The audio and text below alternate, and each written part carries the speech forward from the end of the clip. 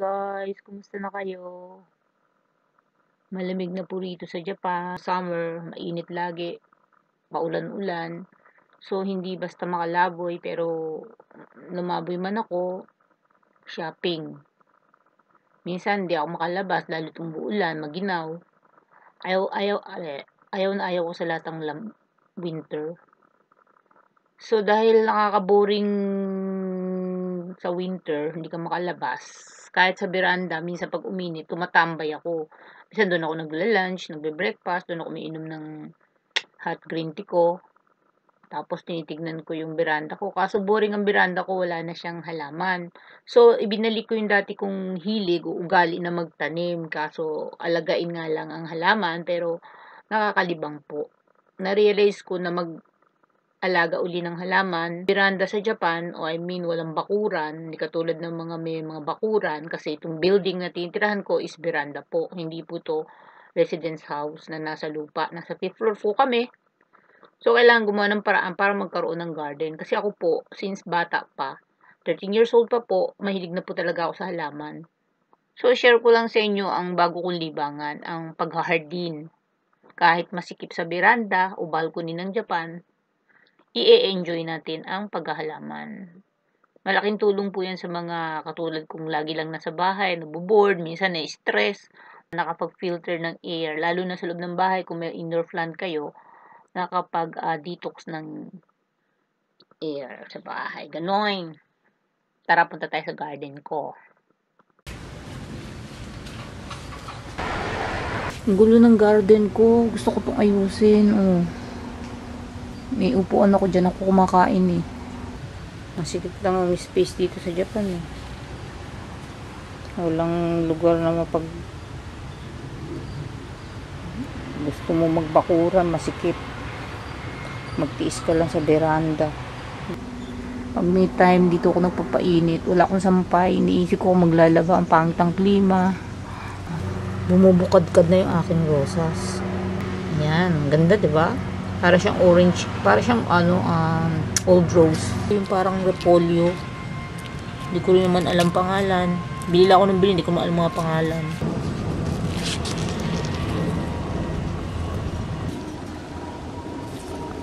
May pink nito, may puti.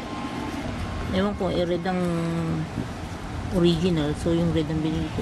Iniisip ko kasi bumili gumamela, kaya lang hindi naman summer. Ako mamatay, pero bundar ko. Pag umaga, nilalabas ko siya. Ang ganda rin daw yan sa loob ng bahay, pang indoor. So, ang gulo ng aking garden. Hello. Pag maginaw, nakakatamad kumilos. Ang tamad.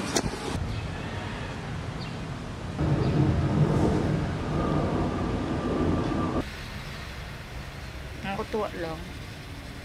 Tapos, parang gusto ko magluto ng mga herbs, food recipe. Nakakatuwa. Kesa sa maglalaboy. Pero lalaboy pa rin ako. Organize. Magulo. Kailangan mainitan ng mga halaman. Parang bruha na. So, yan po aking bagong libangan. Ano sa palagay nyo? Ng bulaklak katulad nito. Ang cute niya, 'di ba? Sarap amoy-amoy.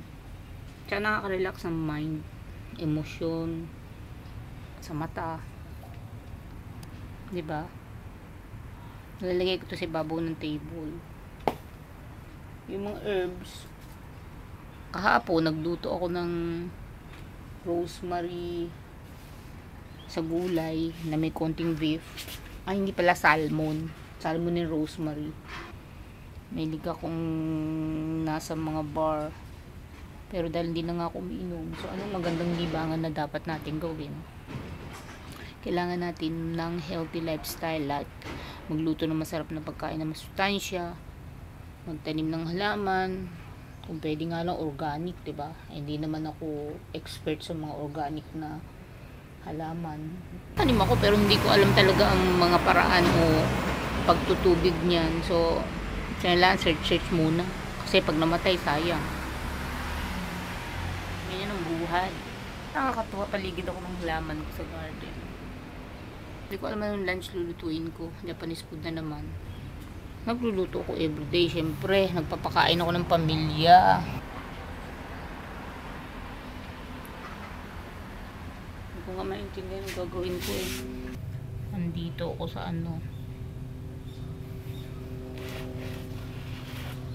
Ito paborito kong plant. Gustong gusto ko itong ganda. Sana wag munang mamatay. Ayan muna siya dyan. Ano ako mga herb. So ano sa palagay nyo? Masarap na libangan ba ang pagtatanim ng halaman? Subukan nyo magtanim sa inyong veranda kahit masikip ang inyong balcony. Kahit wala kayong space, pwede naman indoor eh. Siyempre search nyo rin kung alin ang pwede sa loob ng bahay at sa labas. At pag didilig kasi minsan mamamatayan. Wala naman akong green thumbs. Minsan namamatayan din ako. Jackpot na lang tsamba pag nabuhay. Minsan siguro attention din. Hindi ko nabibigyan ng attention. Didiligan sa umaga, didiligan sa gabi. Tatanggalan ng mga ano, titriman mo, tatanggalan mo ng damo. Matrabaho pero murang libangan kung pagtsatsagaan mo. Pero healthy yan. Nakapag-purify pa ng air. Nakapag-oxygen. Kausapin nyo yung halaman nyo. Para may mga kaibigan kayong mga halaman. Ganon. Nakapajama pa ako rito. Pang ko si Charbil. Sorry my dear. Oregano. Gusto ko itong ano eh. Itong coriander. Naalala ko tatay ko rito. Yung kinakain ng tatay ko, ito yan eh. Natandaan ko kasi yung bata ako, may kinakain tatay ko na herb na hindi ko naman isabi kung baho-baho mo isurot. Pero ngayon parang bango-bango sa akin. Tanim-tanim tayo ng halaman pag may time. Walang lugar na mapag gusto mo magbakuran, masikip. Magtiis ka lang sa veranda.